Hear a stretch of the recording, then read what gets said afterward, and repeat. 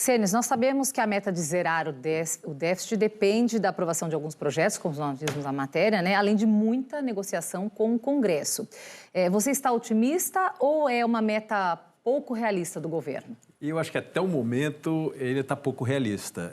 Eu acho que é muito interessante um governo com esse perfil, né, de centro-esquerda, portanto, de uma visão econômica mais heterodoxa, ter na área econômica um ministro como o Haddad, ladeado pela Tebet, que é uma política conhecida do MDB, com uma visão sobre o processo econômico diferente, e apostando num equilíbrio fiscal para o próximo ano, ou seja, zerar o déficit, e depois um superávit de 0,5% em 25 e 1% em 26 no ano da eleição. Então, assim, eles estão afirmando esse compromisso de maneira muito taxativa, eles não estão recuando. Isso foi o compromisso que eles indicaram em março, abril, e estão segurando. Obviamente que por trás disso tem, acho que, dois pressupostos que são os mais complicados. Um é um certo crescimento da economia, um pouco acima do que a média do mercado está apostando. Então, porque obviamente a economia crescendo, ele puxa a arrecadação, você consegue talvez mais facilmente acomodar, né? Porque você melhora a arrecadação, o gasto é mais ou menos dado. Então, o crescimento da economia basicamente melhora a arrecadação e, portanto, ajuda o equilíbrio. E o segundo é uma série de medidas das quais uma parte importante foram já aprovadas, tem ainda uma parte a ser aprovada, que aumenta a arrecadação do governo. Então, tem a ver com os fundos exclusivos, tem a ver com o CARF, todas essas decisões aí.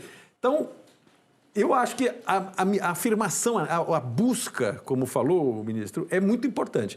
O problema é que eles estão, parece que um pouco acima, em termos de otimismo, do que o mercado, na média, está projetando. E, Dimas, o governo manteve a previsão de valorização real do salário mínimo. Você acha que a volta dessa política é positiva para a economia brasileira ou o custo é muito alto? Não, é positiva, evidente. Mesmo aumentando o salário mínimo, ainda é um salário que não é o mínimo para a pessoa sobreviver, que deveria ser para transporte, alimentação, educação, saúde, e não é a realidade. Mas, ao mesmo tempo que o governo propõe isso, ele não dá o exemplo, pois ele está criando novos ministérios, ou seja, ele fala em ter equilíbrio de gastos, ele fala no orçamento equilibrado, mas, ao mesmo tempo, ele fala em criar novos ministérios, ou seja, mais gastos. Veja, o governo tinha que dar o exemplo, diminuir a máquina pública, diminuir o número de assessores, de ministérios.